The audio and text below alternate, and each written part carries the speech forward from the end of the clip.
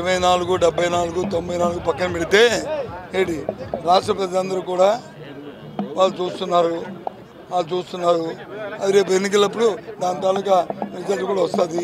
ఏంటి వాళ్ళు ఎవరెవరికి ఏం చెప్పారు, వాళ్ళు మాట్లాడినప్పుడు ఆయన ఏం చెప్పాడు, ఇవాళ ఏం కార్యక్రమం చేస్తున్నారు, వాళ్ళ ఎజెండా ఏంటి, వాళ్ళ కార్యక్రమం ఏంటి, అవన్నీ తెలుస్తున్నాయి. అవన్నీ చెప్తారు. ఇప్పటికే మా పార్టీ స్పందించింది దాని మీద.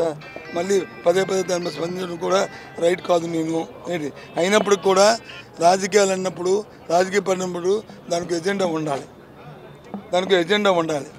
ఆ ఎజెండాను ముందు చెప్పి అప్పుడు తర్వాత ఏమైనా చేయాలి.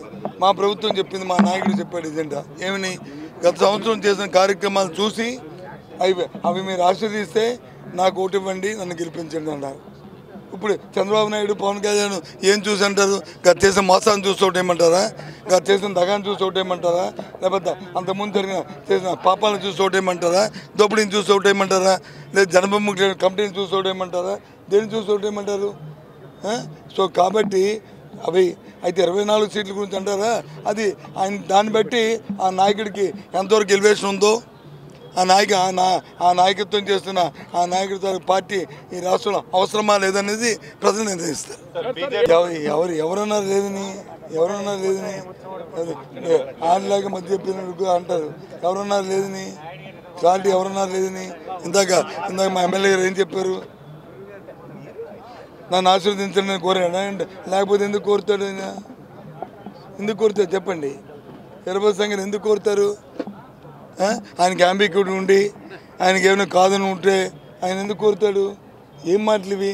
చేతకాను మాట్లాడిన మాటలు ఇవన్నీ కూడా ఏమైనా పనికి వాళ్ళు మాట్లాడిన వాళ్ళు అమిత్ షా దగ్గరికి వెళ్తారా, లేకపోతే బాబు షా దగ్గరికి వెళ్తారా, లేకపోతే ఇంకో దగ్గరికి వెళ్తారా? మాకు అవసరం, మాకు అది ఇది కాదు. అమితాబ్ బచ్చన్ కలిసినా మాకేం సంబంధం లేదు. అమిత్ షాని కలిసినా, అమితాబ్ బచ్చన్ కలిసినా మాకు సంబంధం లేదు. మాకు కావాల్సింది మా పార్టీ సింగిల్గా మేము వచ్చి ప్రజలు నమ్ముకున్నాం. ప్రజలకు వచ్చి సంక్షేమ కార్యక్రమాలు చేస్తాం, అభివృద్ధి కార్యక్రమాలు చేస్తాం, మా ఎజెండా చెప్పాం, దాని మీద ఓటాడుతాం. వాళ్ళు అమిత్ షాని కలిసినా, అమితాబ్ బచ్చన్ కలిసినా, ఇంకోరిని కలిసినా, ఏం చేసినా వాళ్ళు అలాగే ఎలక్షన్ వరకు కలుస్తూనే ఉంటారు. ఎందుకంటే వాళ్ళకి క్లారిటీ లేదు, వాళ్ళకి విధానం లేదు.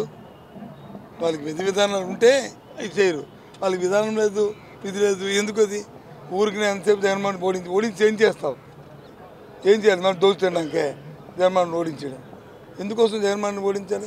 జగన్మోహన్ గెలిపిస్తాను ఇప్పుడు చెప్పాను కదా. ఈ రాష్ట్ర ప్రధానికి ఏం జరుగుతుంది, ఎంతమంది జరుగుతుంది, ఏం మేలు జరుగుతుంది అన్నీ చెప్పాను కదా. అందుకు ఆయన మళ్ళీ రావాలి ఈ రాష్ట్రానికి అవసరం అని చెప్పి చెప్తున్నాను.